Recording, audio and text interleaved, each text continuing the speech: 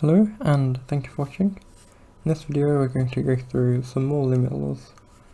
So the limits law we want to prove first is that if we have the limit as x goes to a of f of x equal to L, and we have the limit as x goes to a of g of x equal to m, we want to say that this implies that we have the limit as x goes to a of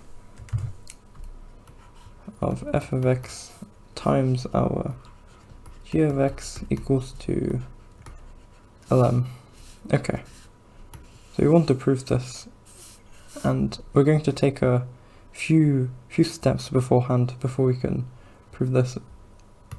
A strange starting step may be that we have the limit as x goes to a of f of x minus L equal to 0, and of course this is 0 because if we use our previous limit laws, this is the same as saying, okay, we have the limit as x goes to a of f of x minus the limit as x goes to a of L. Well, this is just a constant, so it will be L.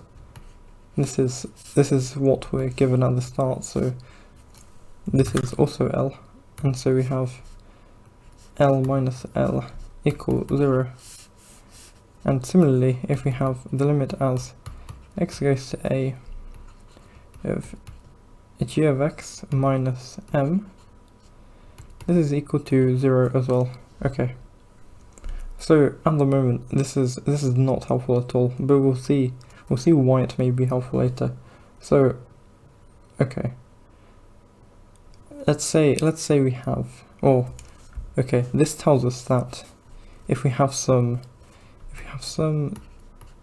x minus a less than some delta 1, this implies that we have f of x minus L minus 0, but we don't need the minus 0.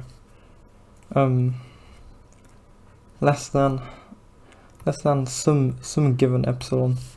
However, if I write out a little bit more, so our x minus a also implies that we have our g of x minus m less than another epsilon. Okay, well, we're going to want to multiply these together, so maybe a good thought is to remove these ones, remove this 2, and say that we have a square root here, so when we multiply them, we're just going to get an epsilon altogether. So if we choose our delta to be the minimum between delta 1 and delta 2, so clearly we can do this because these will both hold, as if we have a smaller one, then we're just taking something even smaller, you know? And the same for these are also the same. So now if we multiply together, we get that for some, if we multiply together, we get that f of x minus L times our g of x minus m is less than epsilon. So that's nice. We basically just showed that if we have the limit as fx minus L times the limit as g of x minus m as x goes to a, then this is just equal to 0. And this might seem like a useless result, but the reason why we did this is, okay, if we consider this inside, we have, if we multiply it out, we get f of x times g of x minus L g of x minus m f of x plus lm is equal to our f of x minus l times our g of x minus m. Okay, so if we want to see this now maybe it'll be a bit more apparent why I wanted to consider this. So we want to evaluate this at A. So what we could do is rearrange and say, okay, our f of x times g of x is equal to the limit, oh, not the limit, sorry, it's just equal to f of x minus l times our g of x minus m plus l of g of x plus m of f of x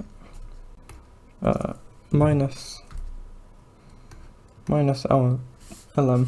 Now if we take the limit as x goes to a of both sides, we have that limit of f of x times g of x is equal to this. So the limit as x goes to a of f of x minus l times g of x minus m, and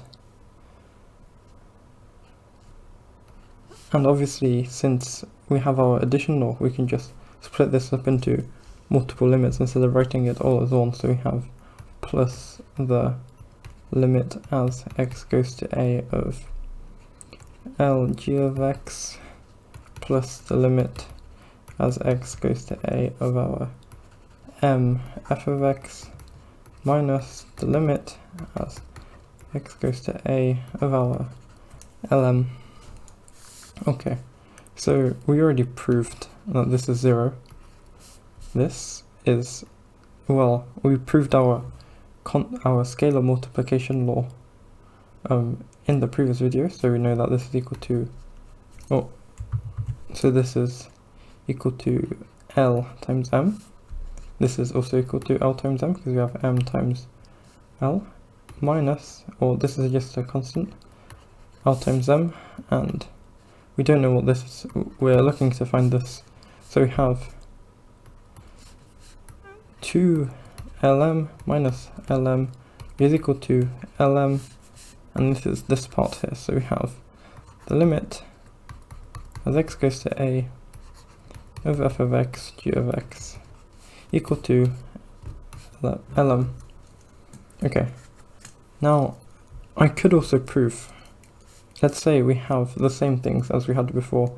Maybe I'd want to prove that the limit as x goes to a of f of x minus g of x is equal to L minus m, or maybe I wanted to prove that limit is x goes to a of f of x over g of x is equal to L over m, which is true, provided that m is not equal to 0. But then notice that this is almost the same thing as we've covered, so maybe I'll leave these two as an exercise. So I'll write here exercise prove for limit as x goes to a of f of x equal to L, and limit x goes to a of g of x equal to m. Okay, that's all for the video. Thanks for watching. Bye bye.